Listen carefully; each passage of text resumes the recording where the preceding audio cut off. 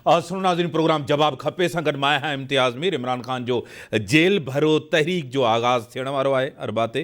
ॾिसूं त जेल में लीडर पहिरियों थो वञे या कारकुन पहिरियों वेंदा। ऐं तोशाखाना केस में नेब इमरान ख़ान ऐं बुशरा बीबी खे तलब करते वरितो आहे। ऐं सभ खां पहिरियां जेकी गिरफ़्तारी ॾींदो उहो शामुद कुरैशी साहिबु हूंदो, उहो गिरफ़्तारी पंहिंजो ॾींदो। ऐं उन सां गॾु अॼु नेब जो चेयरमैन उन बि इस्तीफ़ा ॾेई आहे, मुस्तफ़ी थी वियो आहे। इन ते ॻाल्हाइण लाइ पंहिंजे स्टूडियो में दावत ॾिनी आहे उज़मा कामरान साहिबा, GDA की रहनुमा है। मैं आपको वेलकम करता हूँ अपने शो में। और मुझे ज्वाइन किया है टेलीफोन लाइन ते सीनियर रहनुमा, सीनियर सियासतदान मोहतरम जनाब डॉक्टर लालचंद उकरानी साहब, MPN president minority wing Sindh आहिनि। डॉक्टर साहब तव्हांखे भी वेलकम चऊं था पंहिंजे प्रोग्राम में। मेहरबानी। उस्मा साहब, मैं आपसे शुरू करूँगा, आप स्टूडियो में हैं। जेल भरो तहरीक, इसका कोई आपको लग रहा है कोई असर पड़ेगा, कोई तहरीक कामयाब होगी? इमरान खान बड़ी मुश्किल से तो अदालत आए थे, अब ये जेल में जाएंगे, अपने आप को भी जेल में, कारकुनान भी जेल को, आपको लग रहा है कि ये प्रैक्टिकल है? देखिए अमजद भाई, पहले तो मैं सबसे पहले ये कहूँगी, जेल भरो तहरीक किस ज़ुमरे में और किस एक्ट के तहत ये इन्होंने नारा लगाया है। हम इनके इत्तेहादी रहे हैं और एक बड़ी अजीब सी कशमकश भी है कि जेल भरो तहरीक किस पॉइंट पे आप ये ऑफ़र कर रहे हैं आवाम को।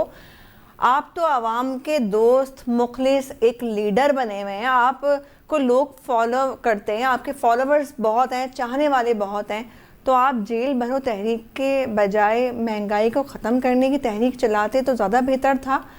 जेल ना अब इस तरह से भरें, क्राइम की शरह आपको पता है अरूज पे पहुंची हुई, जेल तो खुद भर जाएगी।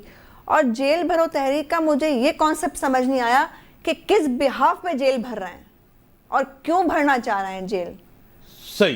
डॉक्टर साहब, जेल भरो तहरीक तव्हांखे पाण ख़बर आहे, इमरान खान साहब लाहौर हाई कोर्ट वॾी मुश्किल सां हुते आयो और इमरान खान बार बार जेल भरण जी तहरीक, इन खां अॻु में लॉन्ग मार्च जी लखे माण्हू इस्लामाबाद में ईंदा, उहो बि हिकिड़ो फ्लॉप शो हुयो। छा चवंदव डॉक्टर साहब?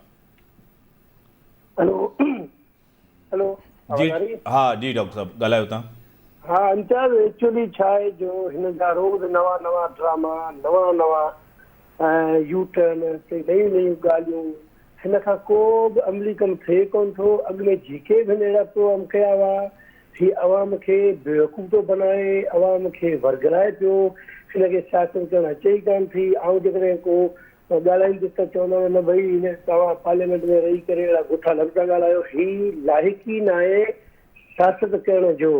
हाणे मूंखे ॿुधा, जेलनि खां डिॼे थो, अदालतुनि में प्लास्टर अञा ताईं लॻो पियो। मूंखे ॿुधा त कहिड़ो इहो सिर्फ़ु हिकिड़ो असांजे मेडिकल जे मुताबिक़ गधर जानवर हूंदो आहे जंहिंखे हीअ 3 खां 6 महीना लॻंदा आहिनि। इंसान जो 6 हफ़्ते में हॾो सुकी वेंदो आहे, उहो फ्रैक्चर जेको बि हूंदो उहो सेट थी वेंदो आहे। हीअ आउं सम्झां थो त हाणे मूंखे सुठो कोन थो लॻे त कहिड़ो लफ़्ज़ ॾियां, मूं त अॻु में जॾहिं लफ़्ज़ चई छॾियो। उन खां पोइ हीउ ॾाढो प्लास्टर खणियो, माण्हुनि खे बेवकूफ़ थो बनाए, हीउ सियासत थो करे। सियासत कबो त मैदान ते अचणो पवंदो, सियासत कबो त तूं ख़ुदि त पंहिंजी पंहिंजी गिरफ़्तारी ॾे, तूं रमन थो कराई, तूं अदालत में वञण लाइ तयारु कोन्हे, तूं कारकुन खे काल थो करी त अचो 5,000 माण्हू जो गॾु करे त अचो इमरान खान अदालत में थो वञे। ऐं हीअ कहिड़ा जेल भरींदा तव्हां ॾिसंदा। सुभाणे हुनजो प्रोग्राम ख़िलाफ़ थी चुको आहे, अॻु में ख़िलाफ़ थी चुका आहिनि। सुभाणे ही जेल भरियो तहरीक जी जेका मुहिम शुरू कंदा, सुभाणे ई सॼे सिस्टम जी ख़बर पई वेंदी।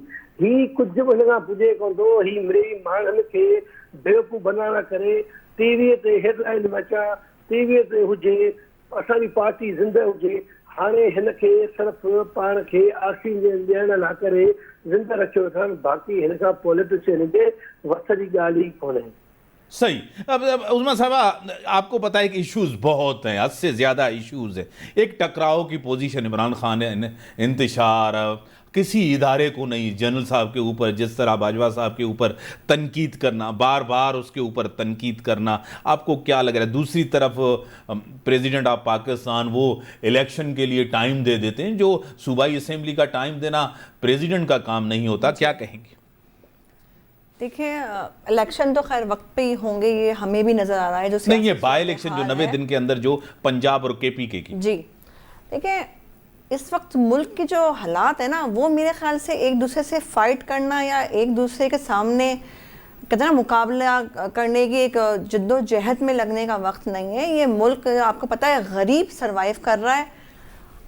हमारे कर्जे इतने हैं कि जिसकी अगर गिनती करने बैठे तो सुबह से लेके शाम हो जाए। उसके बिहाफ पे क्या हो रहा है, आवाम के ऊपर टैक्सेस लगाए जा रहे हैं, महंगाई की जा रही है, महंगाई की वजह से गरीब मर रहा है। आप अपनी हुकूमती सियासी इख्तलाफात को बीच में रख के लड़ाई तो लड़ रहे हैं, मगर इस लड़ाई के अंदर मुल्क का सबसे ज़्यादा नुकसान हो रहा है और फिर अवाम का। आप लोगों के ख़जाने भी भरे हुए हैं, आप लोगों की जेबें भी भरी हुई हैं, मुल्क का ख़जाना खाली है मगर आपके ख़जाने ज़्यादा भरे हुए हैं। गरीब का घर खाली है, गरीब की पेट्रोल की टंकी खाली है, गरीब के घर में रोटी नहीं है। आप उसका क्यों नहीं सोच रहे? एक दूसरे से टेबल टॉक की जाए। मैं कहती हूँ कि और मौजूद इदारों पे देखिए, इससे पहले 4 साल इमरान खान का दौर था जी, उसमें कोई बेहतरी आई आपको नहीं? देखिए इम्तियाज भाई, 4 साल की अगर हम बात करें, अगर हम बैक फुट पे जाएं तो देखें कहीं कहीं खान साहब ने काम अच्छा किया। उन्होंने कहा कि जो गवर्नमेंट ऑफिसर्स हैं उनका जो फ्यूल है उसको रोका जाए।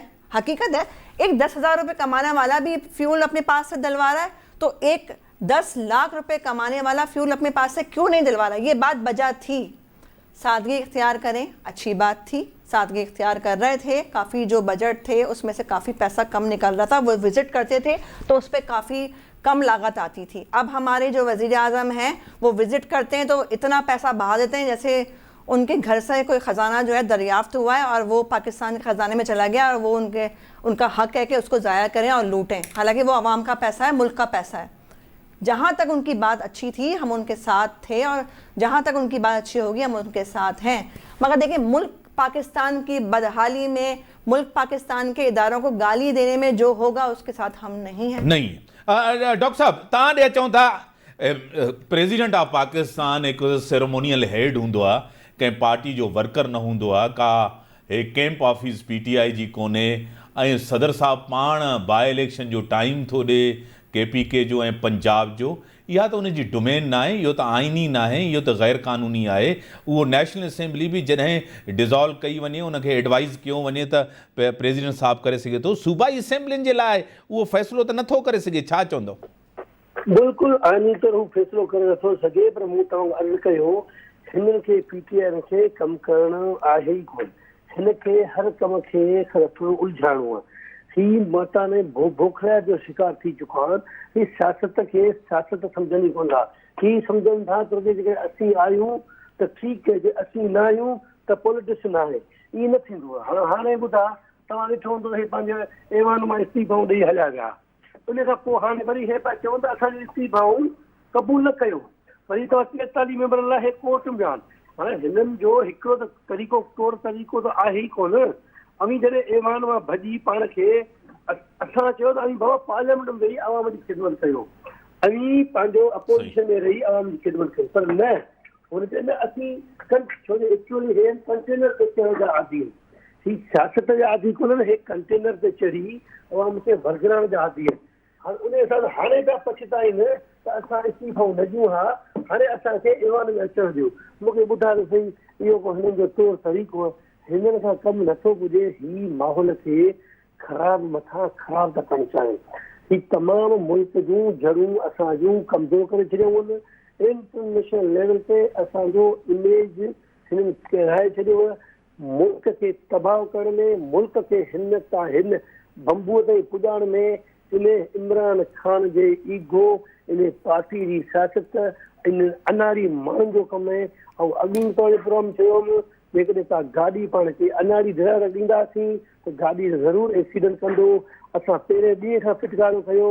प्रेसिडेंट आसिफ ज़रदारी साहब ऐवान में बाक़ाइदे चयो कि न्यारी साहब आप काम करो, कदम बढ़ाओ, हम आपके साथ हैं मुल्क की बका के लिए। लेकिन हू पॉलिटिकल माण्हू कोन हो, हू सम्झां थो सम्झ हिकिड़ो गॾे वांगुरु सियासतदान हो। हुन कंहिंसां हथ मिलाइण लाइ तयारु कोन हो। ईगो जे करे मुल्क खे तबाह बर्बाद कयो। हाणे इहो जेको बर्बादीअ जो सिलो आहे इहो असांखे मिलियो। हाणे असीं हुनखे कोशिशि कयूं था कवर करण जी, पर हिन एॾो 3.5 साल में मुल्क खे पुठियां आणियो आहे। IMF सां साइनूं करे वियो आहे। हिन एॾो तकलीफ़ ॾींदो त आउं सम्झां थो ही PGM जेका कोशिशि करे पई हिनखे बहितराइण जी, पर हिन खां पोइ जेका ॿी गवर्नमेंट ईंदी जंहिं बि पार्टी मिली उन खे सही। वॾियूं तकलीफ़ूं ॾिसणियूं पवंदियूं। वॾी महिरबानी मोहतरम जनाब डॉक्टर लालचंद, तव्हांजी वॾी महिरबानी। तव्हां ब्रेक जो टाइम था, ब्रेक खां पोइ